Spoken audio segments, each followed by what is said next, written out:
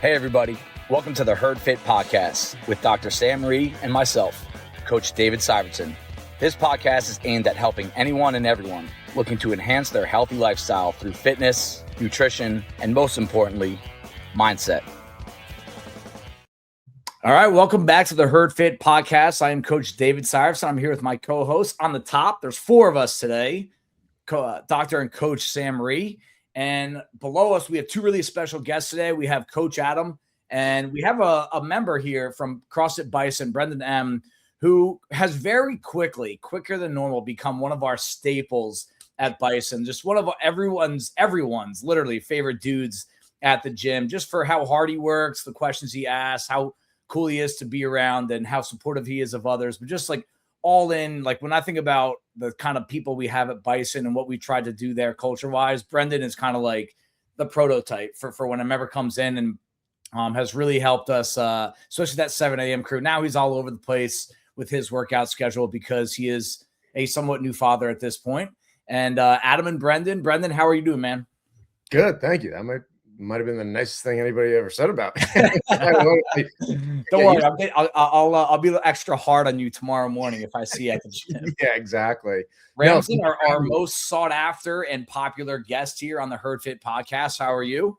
Good. I feel like I'm on the intro to Brady Bunch. Like I can look up and see Sam. Nice. For everyone younger than 30, the Brady Bunch is a show that, the intro, it had a lot of different faces on it, like tic-tac-toe. Sam, you look very bronzed up. You're back from vacation. How are you? Feeling good. Ready to get into it today. That's awesome. So today's podcast is going to be something that we hear about, we get asked about a lot at the gym, and it's about wearables. Wearables, it could be anything from the Apple Watch, the Whoop, which is most popular. You have Fitbits, you have a Samsung Watch, and all four of us have some experience with these, and some of us have experience with multiple different wearables, and there is a new one that we're going to get into at some point. But before we get into these specifics, I just want to go around, and I'll try to direct some traffic the best I can in terms of what do you look for in a wearable and why does it apply to you? Is it just for very fit people? Is it for the other side of the spectrum where you're trying to introduce fitness and health to your life? What kind of information do you look for in a wearable? So Brendan, we'll start off with you. Have you been a Whoop guy in the past? Do I have that right? Yeah. All right, cool. Yeah, currently am. I think I started wearing wearables in probably 2015, 2016. It was like the original or one of the original Fitbits. Okay. More focused on like step count and stuff like that. And then obviously they've evolved since then. But way back when, I think it was more for I was kind of like lifting, college lifting, like ego lifting. And so I wanted to get the most out of all of my lifts and stuff like that. But as I've aged, it's more about like overall health and getting a picture of, am I doing the things day in and day out that will give me longevity, make me feel good, and help keep me going. Now, Brendan, just quick background on you for those that don't know. You were lacrosse. Lacrosse was your thing growing up, right? Yep. And you went on. Did you play in college? Was it high school? What was it? Yeah, high school, and then I played club in college. Okay. And so you've always kind of been into the performance side. And like you said, ego lifting, bro lifting, call it whatever you want. Yep. But you've been into the fitness space for a pretty long time. Yeah. Prior to CrossFit, what actually got me into CrossFit was post-college, kind of outside of that world of more organized lifts and workouts. It's like, okay, well, now I'm just going to lift, I guess. And then, I'd get really, really strong and completely ignore cardio. And then I'd say, okay, time to go focus on cardio, and then I'd lose all my strength. And so what got me to CrossFit was basically the CrossFit is so well-rounded, and it's for like athletes first, and so that's kind of how I landed here. Nice. And now, Adam, you've been here, you've been on the podcast several times, you've been coaching for a long time, doing CrossFit for a long time. But one standout trait about you is just how you're always kind of looking for the edge. You're kind of looking for the analytic angle. You're trying to try and experiment with new things. What is your approach to wearables in general, just from a macro perspective?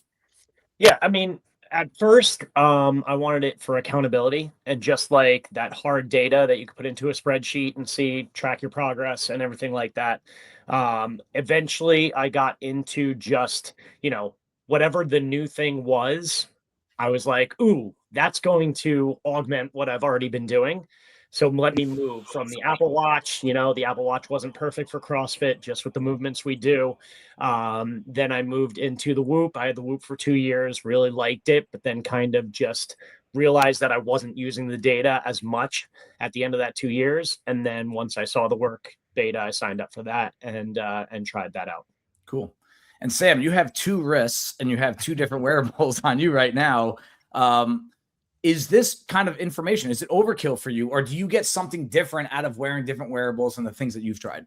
I've used the Whoop for almost 8-9 years, like when it first came out. And when I first got it, it was really to track workouts. So I was looking at my heart rate, I was seeing where it was spiking. It was very performance oriented, and I was looking, okay, how fast is it coming down? And you could sort of see it spike and come down, and all that sort of stuff. And so that was sort of my first introduction to the Whoop. My purpose for it now has changed pretty dramatically. I use it a lot to track my sleep. I do look at it for HRV, which is heart rate variability. I don't really use my Samsung watch as much. This is really more sort of as a check. I sometimes just use it to compare to the Whoop, just to sort of see how much variability there are between devices, and there's quite a bit actually. So it's like you got to take all of these things, I think, with a grain of salt. But at this point, it's been such a big part of my life. I almost don't need it on some level, because I know how I feel correlates to what the numbers are coming up. But it's still a good check, and I do think, especially like when I get sick, it does actually give me some advanced information, which I find interesting on the Whoop. Yeah. Yeah. So just these three guys alone, I think that's a really good perspective on why people wear them, what people are looking for in them, and is there really a market for another kind of wearable? Right. I mean, you have people that literally wear two just to kind of compare back and forth. You have someone like myself who wore a cup for a couple of years. I haven't really worn one consistently for 7 years now. And we had guys that are Whoop, Bias, and Brendan and Adam, but they were a part of a beta test group for the newest wearable that is explicitly for CrossFitters. And in a market that seems to kind of, some say it's plateauing, I still think it's on the way up. I still think there's a ways to go with CrossFit, but to have a wearable that is specifically for what we do, which is probably the most unique workout program on the face of the earth, there's a market, and there's almost, I would even say, a need for it. So we're going to spend some time talking about WURQ, and it's spelled WURQ, capital Q. We think that's how it's supposed to. It kind of makes sense with the word work itself. But it's been kind of in the works for multiple years now. According to the information I have right now, they've kind of been hitting a few dead ends and trying to make this effective and usable for CrossFitters for 3 to 4 years now. And it seems like they finally have hit their stride. They threw out some beta testing. When I was at the Legends Championship in Arizona, you were allowed to sign up to use it for the entire weekend, and you would give it back to them at the end just to kind of feel out the device itself and also measure some of your workout metrics there. But before I get into some more information about it, Adam and Brendan, how did you guys get associated with being in that group? Yeah, Brendan, go first. Mine was easy. I got Instagram targeted. So, ooh, nice. Yeah. Saw the ad for it a couple times, kept scrolling, I don't know, 5-6 times. And then eventually I kind of stopped on it and was like, all right, let me take a look at this. What is it? And it was interesting. I mean, it is very clear that they are marketing to CrossFitters specifically. Yeah. The movements they include in their ads and everything about it is very CrossFit focused. And so similar to Adam, like I like new technology. I like, hey, what's their kind of angle into this? What are they doing differently that Whoop or Apple Watch or Fitbit or whatever isn't doing? And CrossFit kind of seemed to be that, that differentiator. And so I figured why not, take a stab at it, see what it's all about. And so that's kind of why I signed up.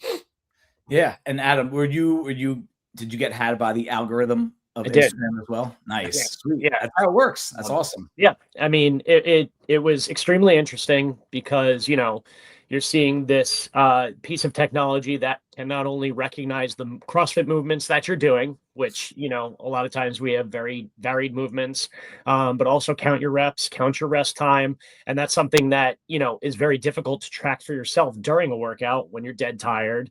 How long are you resting? Is it 5 seconds? Is it 15 seconds? Does it end up being 30 seconds? And I always go back, if you film your workouts, you look back and you're like, wow, I was really moving faster than I thought I was, or slower than I thought I was, and I took too much rest time here. And just to have that all broken down as a process through your workout was very intriguing at the beginning for me. Now, Sam, when in regard to your WURQ especially, are you pursuing a score, or at some point were you pursuing a score, and was that the recovery score or was it the WURQ strain? It kind of measures two things: how well you're recovering for XYZ reasons, right? But also your day strain, how hard you're working in that day. Were you kind of pursuing both of them, or was it, hey, I want to really improve my recovery score because I'm going to tie that into the WURQ app? Yeah, at first I was actually wearing a heart rate monitor for my workouts, and I wanted to see where that was going with it. And then when the WURQ came out, I was like, well, this is both. I can track my heart rate, plus I can get the metrics you just talked about, a recovery score for the day, how much strain my body's undergoing every day. And so it morphed from wearing a polar heart rate monitor into what other metrics for the day can I get. Right. So, and a lot of people with the WURQ, they pursue this recovery score. You're in the green, you're in the yellow, you're in the red. I remember when I was wearing it, if I would ever drink, I would always be in the red, like inevitable. And it would just kind of like goes to show like what happens internally when you drink or get a bad night of sleep or even both. But with WURQ, it's really, they're not chasing the recovery score. It says that they are providing athletes with a clear picture of strength, power, and workload over time. And what makes this really unique compared to other wearables and especially WURQ is that it can really break down which movements you're doing. And that to me is like, I don't know if I fully buy into that yet. And I remember when Adam was doing this and Brendan, I think it was Coda as well, right? Mm-hmm.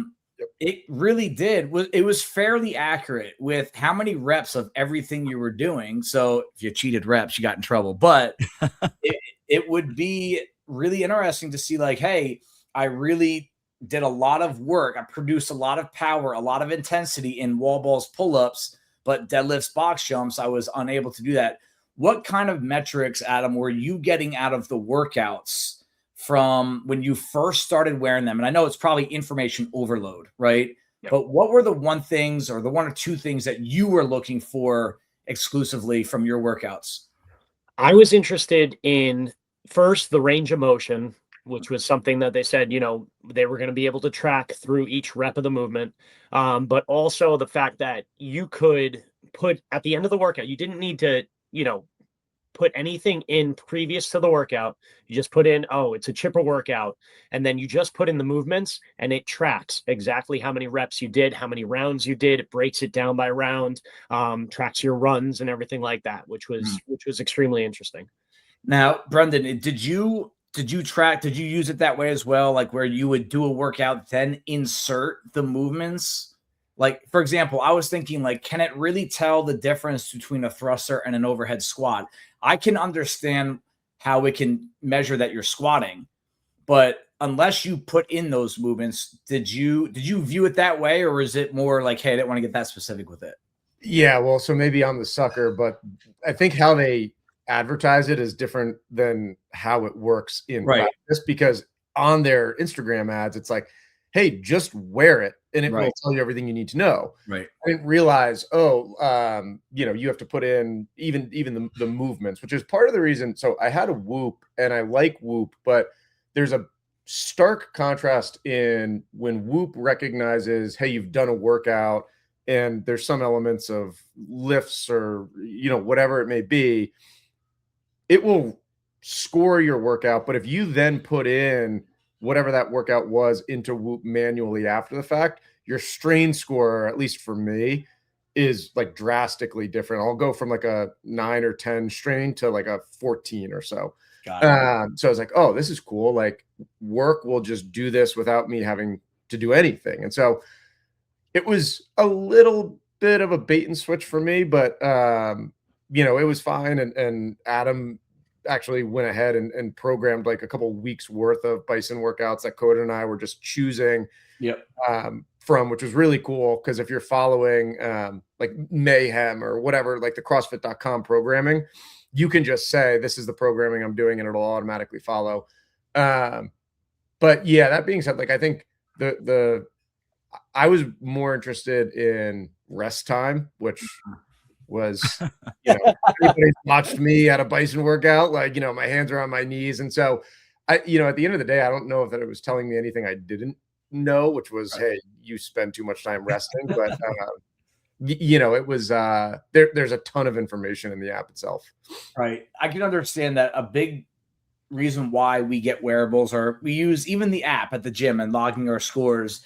You don't want it to add that much time and work to your day. As silly as it sounds, like, no, I don't want to spend another 3 minutes in putting in something to work out. So imagine, right, we have people log their workouts at the gym. Not everyone does it, but imagine we said log your scores, but hey, by the way, you have to put the workout in the app and then log your score.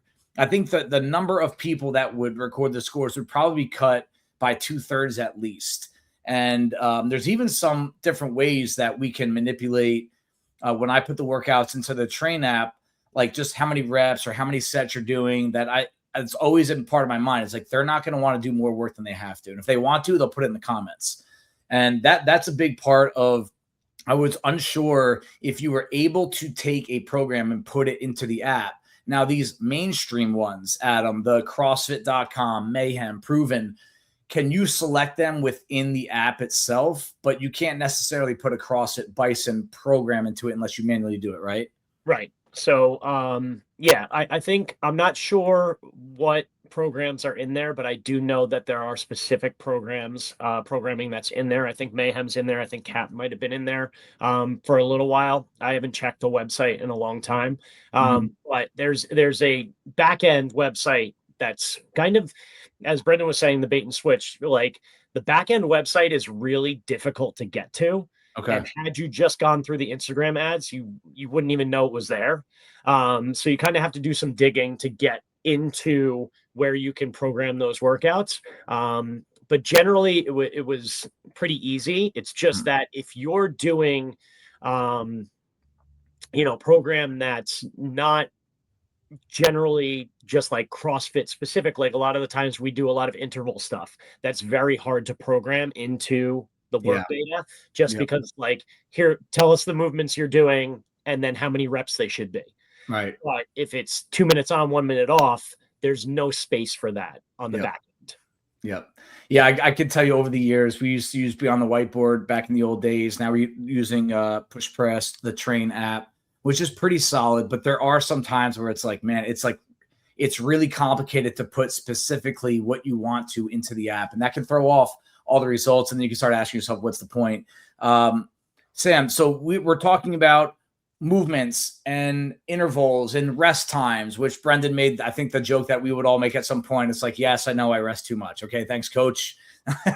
But what about, I think where WURQ is going to try to go with this, like, this is version 1. And anytime version 1, whether it's a shoe or a piece of technology like this, I would assume in time it's going to evolve. There's probably going to be next levels of WURQ in the coming years.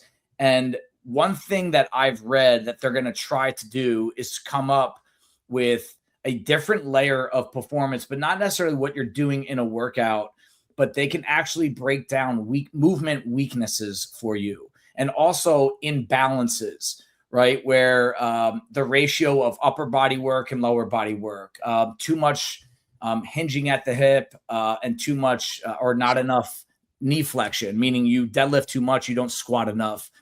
Does that seem like something that if they can clean up the back end and make it really accurate, do you think from a medical perspective, that's actually something that can keep people off the injury list, having an app telling you that you're doing too much of XYZ, but not enough of ABC?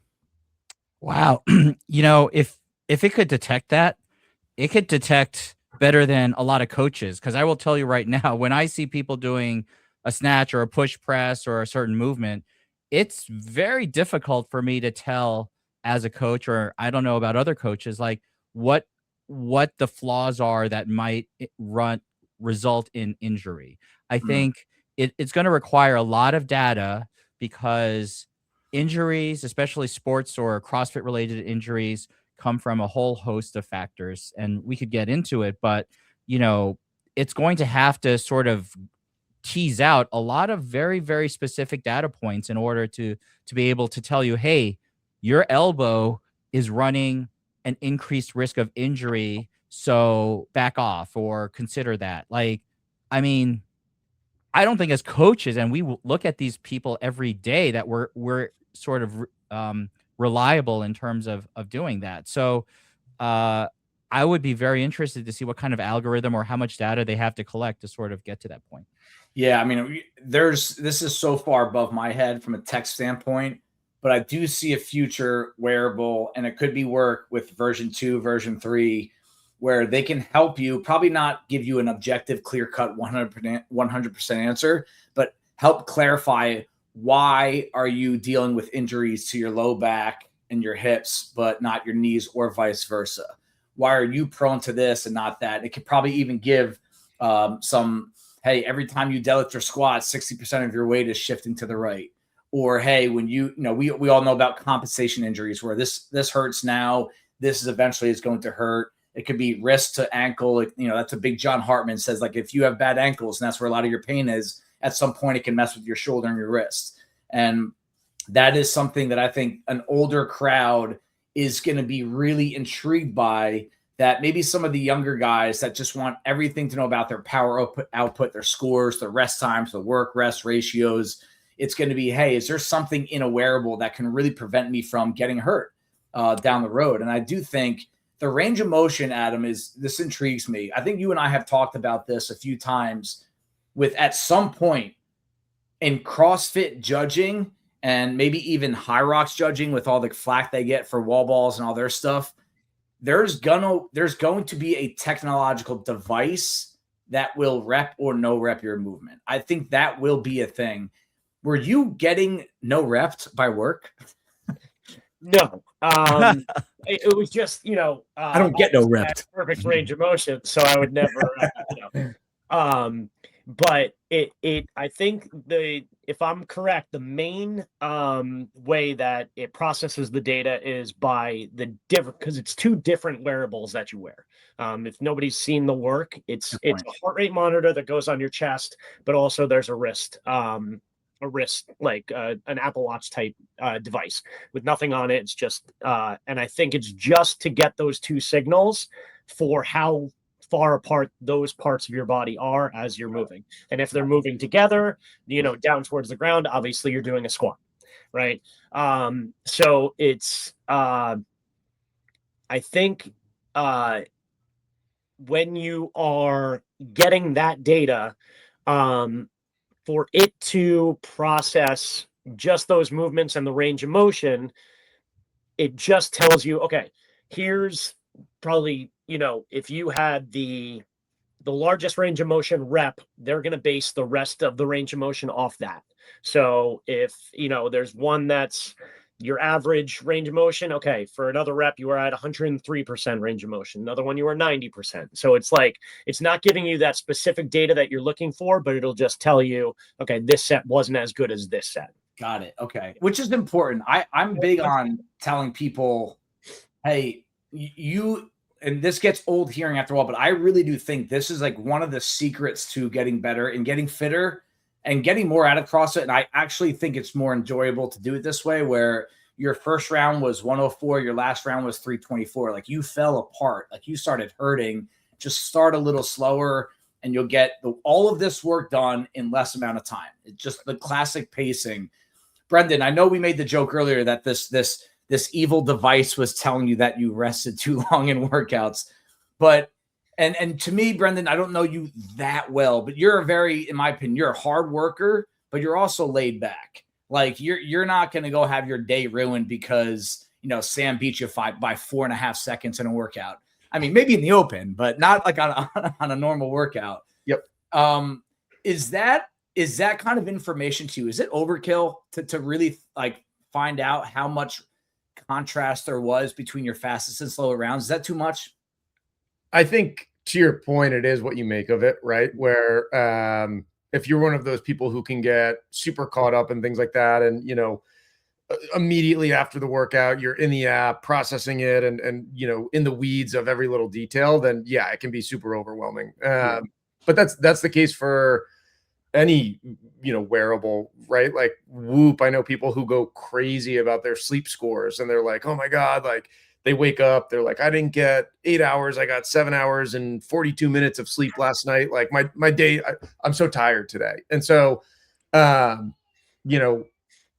think the data is what you make of it, which is funny enough kind of why I didn't really stick with WURQ. Like paired with Whoop, it wasn't telling me tons and tons of new information, and it wasn't any information that I was necessarily like making any major changes to workouts or daily routines or anything like that with. So eventually it kind of fell off, because the other thing with this too is you do have to put it, like take it on and take it off, versus a Whoop or an Apple Watch, like they're always on. And so I remember there'd be workouts like, I'd hear, all right, starting in 10 seconds. And I'm like, oh shoot, like I got to go like rub my backpack, get the heart rate monitor on, get the thing on. So if you're the type of person to get caught up in that, I think it may not be the best idea for you. But if you're just kind of interested and want to take a look at it, then, there's a lot of data there to look at, and it is pretty cool.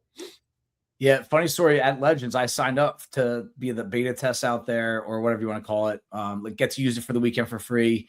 And I didn't know there was a heart rate monitor. I thought it was just a wrist thing. And they gave it to me. Like, I was like, do I have to wear this? I'm like, yeah, you have to. And like, I didn't use it. Yeah. Like I just don't like things around my chest when I'm working out. So you paid $150, but you get your money back when you return it. So it wasn't a loss at all, but I actually did not use it for one workout. So it's interesting. I agree that that's something people should know, that if you're going to use this, at least this version, maybe they'll come up with a version that's not heart rate monitor based. You have to put something on around your chest before the workout. It's just one more thing you got to do. One more thing you got to bring to the gym. Yeah.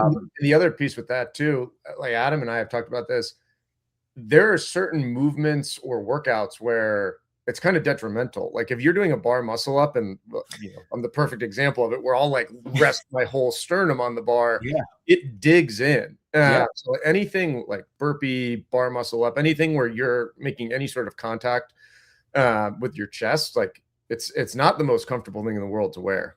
Absolutely. Yeah. So Sam, now that you've been wearing these things for a long time, again, consider you very kind of like in tune with just like medical tech, all this stuff. Is there an ideal wearable out there that maybe has not been produced yet? No one's invented this yet, quote invented. Do you have a prototype for what a wearable should be and what it should not be? And it doesn't only have to be about workout specific. Example, Dylan from the gym found out he had an heart issue from his wearable, and he went to the heart attack and had to have a procedure done on his heart. His heart told him his watch told him that his wearable, that he was having a heart episode. So that could be the perspective as well. It doesn't only have to be fitness and recovery based. Do you view something like, hey, what is the ideal wearable? It really depends on your goal. So I know at least 4 people who have had atrial fibrillation, including Dylan, that was picked up by their Apple Watch that said, oh, you got this funky heart rate going, you should get that checked out. 2 of them at the gym. One one was Dylan, the other one I won't mention because I don't know if they want to know. But so from a general sort of medical health perspective, having some sort of wearable is never a bad thing, right? Like even in and there have been a lot of incidents where people have been in crashes or accidents or other issues, and the Apple Watch like notifies people for stuff. So that is a very general, broad indication for wearables. For most people, they do use those type of general devices for like sleep tracking to close their little heart like circle loops at the end of the day. None of those things are bad.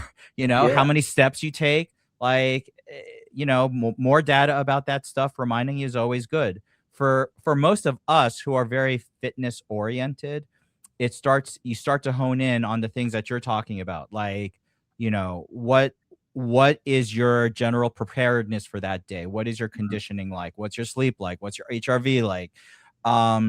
This type of device seems very competitor oriented, and I feel like, listening to Adam and Brendan, that it needs more data. So I remember when we talked to Dan Dodd, and how they do the Oli training, and they video and they measure like your barbell velocity, and like the computer looks at that video and figures out all that stuff for you.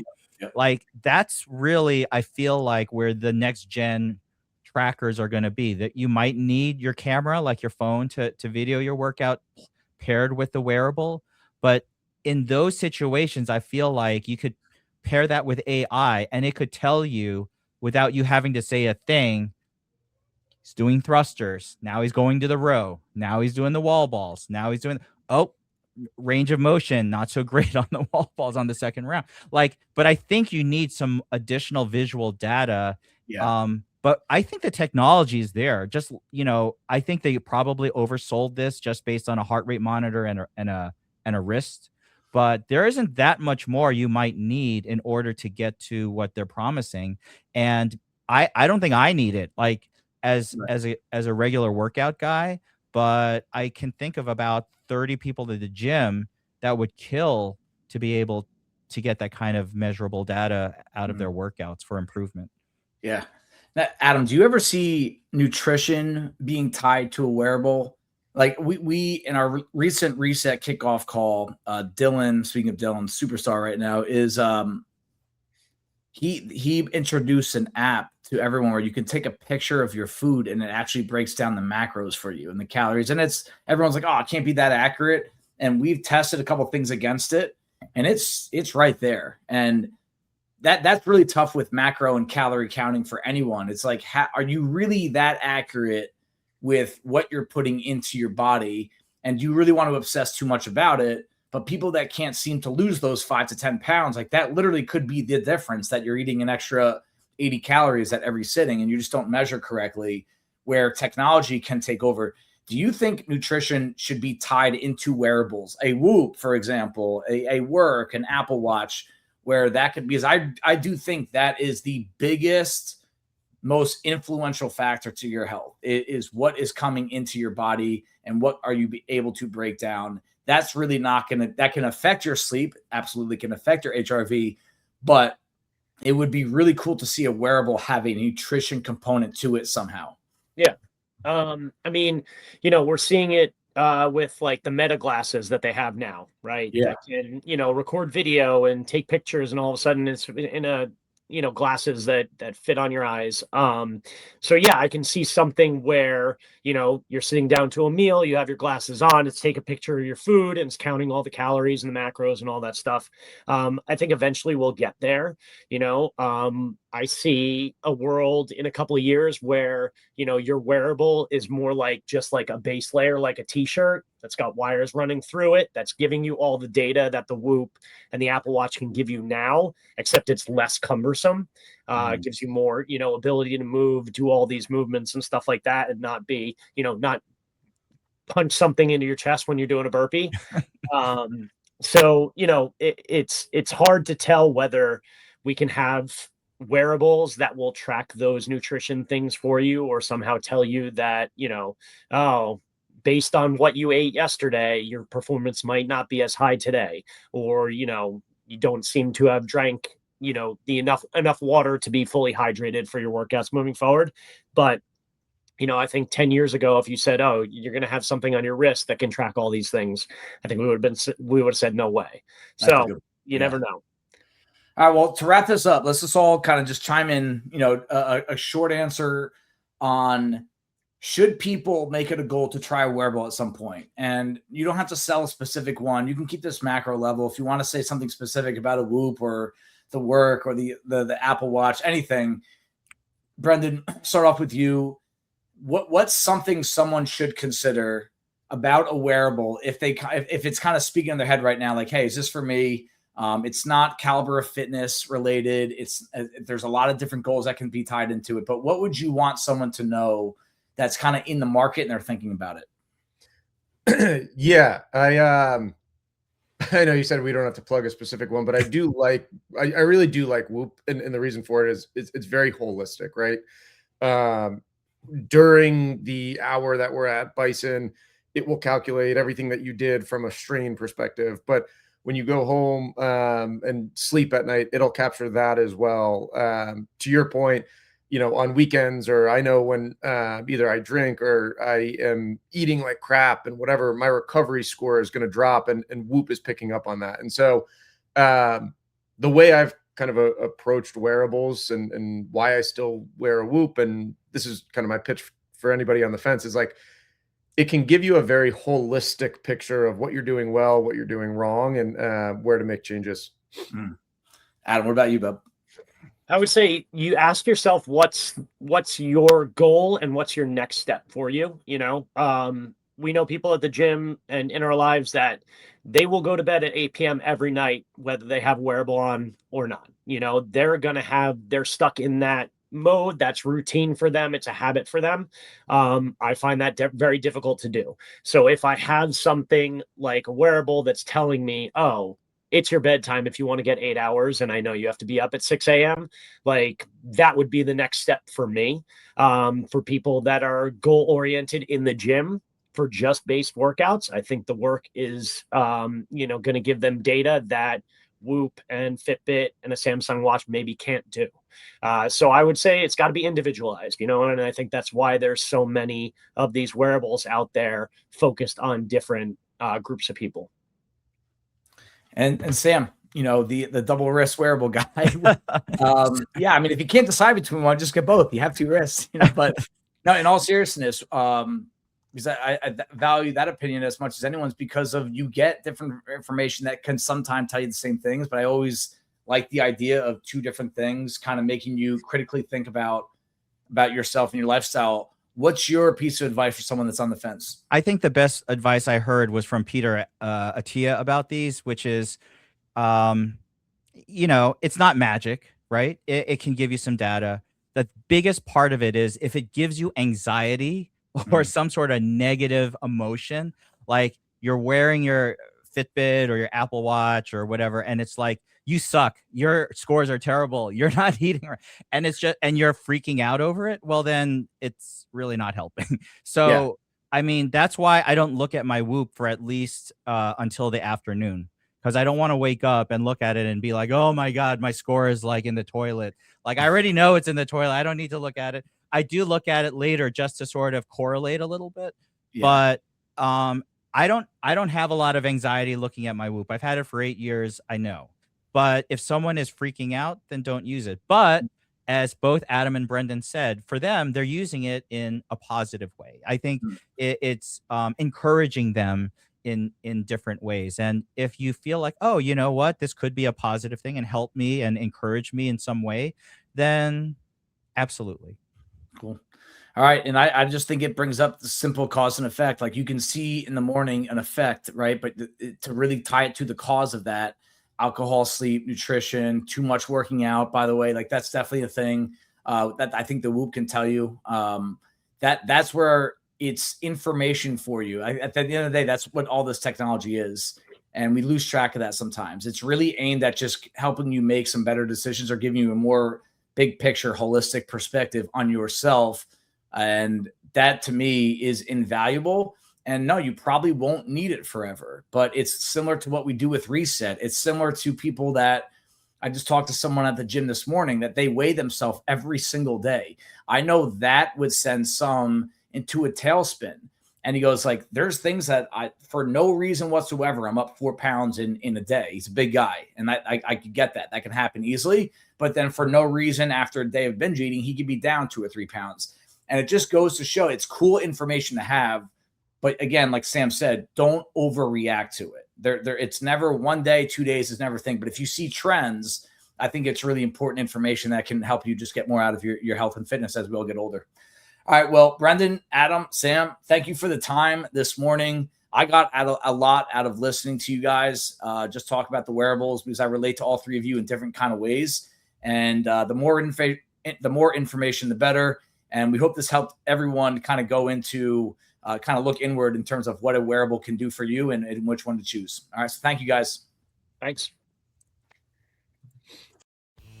Thank you, everybody, for taking the time out of your day to listen to the Herd Fit podcast. Be on the lookout for next week's episode.